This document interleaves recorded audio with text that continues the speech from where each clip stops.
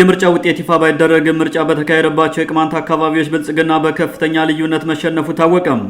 በተካሄደው ደንብ ማድረሻና ስልጣን ማወጥመሻ እንዲሁም ህዝብ ማመሻ ምርጫ ህብረተሰቡ ወዶም ተገዶም ባካሄደው ምርጫ የቅማንት ዲሞክራሲያዊ ፓርቲ ቅዴፓን መምረጡ ታውቋል። በጭልጋ ወረዳ ባይከል ከተማ አስተዳደር በላይ አርማጮ በወገራ ወረዳ በርካታ ቀበሌዎችና በጎንደር ከተማ የምርጫ ጣቢያዎች ብልጽግና በቅዴፓ መሸነፉን የመረጃ ምንጮቻችን ለጃኖ ቅማንት ሚዲያ ተናግረዋል። በጭልጋ ወረዳ በገጠርና ከተማ በተካሄደው ምርጫ ቅዴፓ ከ3 እጥፍ በላይ በሆነ ብልጫ ሙሉ በሙሉ የተመረጠ ሲሆን ከ3 እስከ 4 በሚሆኑ የምርጫ ጣቢያዎች ካድሬው ኮረጆ በመገልበጡ የምርጫ ታዛቢዎችና ተወካዮች አንፈርምም በማለታቸው እስከ ዛሬ እኩለ ቀን ከምርጫ ጣቢያው እንዳልወጡ ምንጮቻችን ገልጸዋል።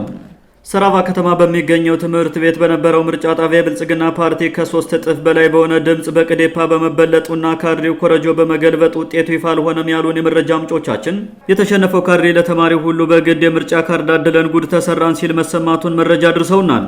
የምርጫ ካርዱን በጉልበት ሲያድል የሰነበተው የጭልጋ ወረዳ ካድሬ በየሰፈሩ ቡና እያፈላ ሲጠጣና ሲዘፍን እንዲሁም ህዝቡን አስገድዶ ሲያሰልፍ በመቆየቱም የህዝቡን ይሁንታ የሚያገኝ መስሎት ጮቤ ቢረግጥም ከምርጫው በኋላ ፀሐይ እንደመታው ጎመን መጠንዘሉ ተሰምቷል። በወረዳው ሰርጤያ ላይ በነበረው ምርጫ በቅዴፓ መሸነፉን የተመለከተው ባየጨቅሎ የተባለ የወረዳው ብልጽግና ካድሬም የምርጫ ኮረጆውን ቀምቶ ሽንት ቤት ውስጥ ተደብቆ ካርድ ሲቀይር ማደሩን የቀበሌው ነዋሪዎች ለጃኖ ቅማንት ሚዲያ ተናግረዋል። ይህ ልቦ የማይገኝ ቅማንት ጉድ አደረገን በሚል የሚያላዝነው የጭልጋና የከል ከተማ ካድሬ ከምርጫ ውጤት በኋላ እንደተገረፈ እረኛ ኩርፎ ድምፁን አጥፍቷል ተብሏል።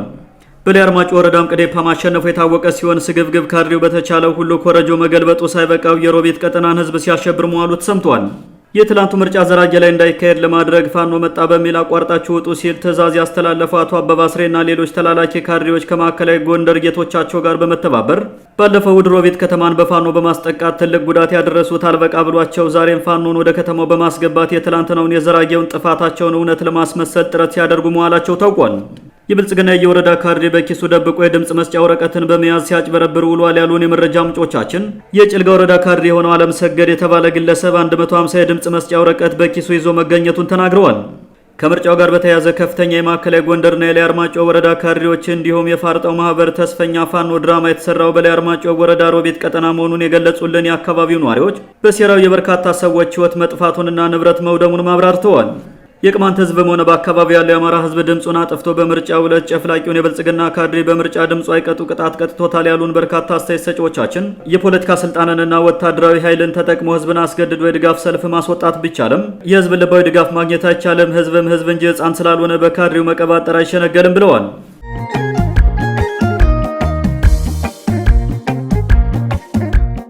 በኦሮሚያ ክልል አርሲ ለሚፈጸሙ ተደጋጋሚ ሃይማኖት ተኮር ጥቃቶች ተጠያቂው መንግስት እንደሆነ ተገለጸም። ካለፈው እሁድ ግንቦት 23 ቀን 2018 ዓ.ም ጀምሮ በምስራቅ አርሲ ዞን የተለያዩ ወረዳዎች ታጣቂዎች በፈጸሙት ሃይማኖት ተኮር ጥቃት ከ15 በላይ የኦርቶዶክስ እምነት ተከታዮች ሲገደሉም በርከት ያሉ አብያተ ክርስቲያናትም እንደተቃጠሉና እንደተዘረፉ የዞኑ ሀገረ ስብከት አስታውቋል። በምስራቅ አርሲ ሀገረ ስብከት የተለያዩ ወረዳዎች እንደ አዲስ ያገረሸውን ጥቃት ተከትሎ በርካታ ዜጎች ተጠያቂው መንግስት ነው እያሉ ሲሆን ከዚህ በፊትም ተመሳሳይ ድርጊቶች ተፈጽመው በዝምታ ታልፈዋል ሲሉ የመንግስትን ቸልተኝነት ተናግረዋል። ካለፈው እሁድ ግንቦት 23 ቀን ጀምሮ እየተፈጸመ ባለው ጥቃት በሀገረ ስብከቱ በአሰኮ በሸርካና ሆንቆሎ ዋቤ በተባሉ ወረዳዎች ከ13 በላይ ምዕመናን እንደተገደሉና አብያተ ክርስቲያናት በእሳት እንደተቃጠሉ እንዲሁም እንደተዘረፉ የተናገሩት የሀገረ ስብከቱ ሊቀ ጳጳስ ብፁዕ አቡነ ኤልሳ ከ280 በላይ ምዕመናን ተፈናቅለው ሜዳ ላይ መውደቃቸውንም አክለው ተናግረዋል። ከአካባቢው የሚወጡ መረጃዎች እንደሚጠቁሙት ከሆነ ደግሞ በጥቃቱ በርካታ ዜጎች እንደተገደሉና የብዙዎች አስከሬን እንዳልተነሳ እንዲሁም በመቶዎች የሚቆጠሩ መኖሪያ ቤቶች ከነሙሉ ንብረታቸው እንደተቃጠሉ ታውቋል።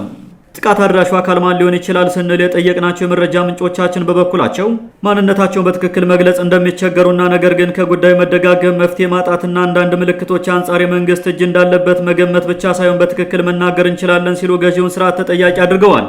ይህን ችግር እንዲፈቱ በመመኑና በሚመለከታቸው አካላት ተደጋጋሚ ጥያቄ የሚቀርብላቸው የአካባቢ የክልሉና የፌዴራሉ መንግስት ባለስልጣናት የወንጀሉ ተጠያቂ ኦነግ ሸኔ ነው የሚል የተደበሰበሰ ምላሽ እንደሚሰጡ ሲነገር የቆየ ሲሆን በዚህ ጥቃት እጁ አለበት በሚል በመንግስትና በሌሎች አካላት የሚከሰሰው የኦሮሞ ነጻነት ሰራዊት በበኩሉም እኛን በህዝቡ ለማስጠላትና በዓለም አቀፉ ማህበረሰብ ዘንድ ለማስጠቆር ራሱ ብልጽግና ነው መደበኛ ሰራዊቱንና በየጫካው ባሰማራው ገውጥ ታጣቂ ወንጀሉን የሚፈጽመው የሚል ምላሽ በተደጋጋሚ ሲሰጥ ይደመጣል።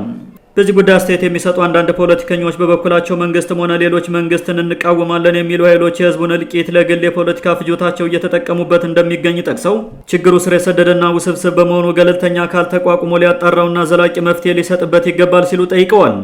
አስተያየት ሰጪዎች አክለውን በአርሲ የተፈጸመውን ሃይማኖት ተኮር ጥቃት በተለይም ቤተክርስቲያንን ሽፋን አድርገው የሚንቀሳቀሱ ፓርቲዎችና ፖለቲከኞች በዜጎች ላይ የሚፈጸመውን የሰብአዊ መብት ጥሰት ወደ ጎን በመተው የብልጽግናን መንግስት መቃወሚያ አድርገው በመጠቀም ችግሩ ተዳፍኖ እንዲቀርና ተጎጂዎች ፍትህ እንዳይሰጣቸው ከማድረጋቸውም በላይ በኦሮሚያ ክልል ኦርቶዶክሳውያን ተገደሉ በሚል በተለይም በአማራ ክልል በሚኖሩ የእስልምና እምነት ተከታዮች ላይ ችግር እንዲፈጠር አቅደው እየሰሩ ይመስላል ሲሉ ድርጊታቸውን ኮንነዋል።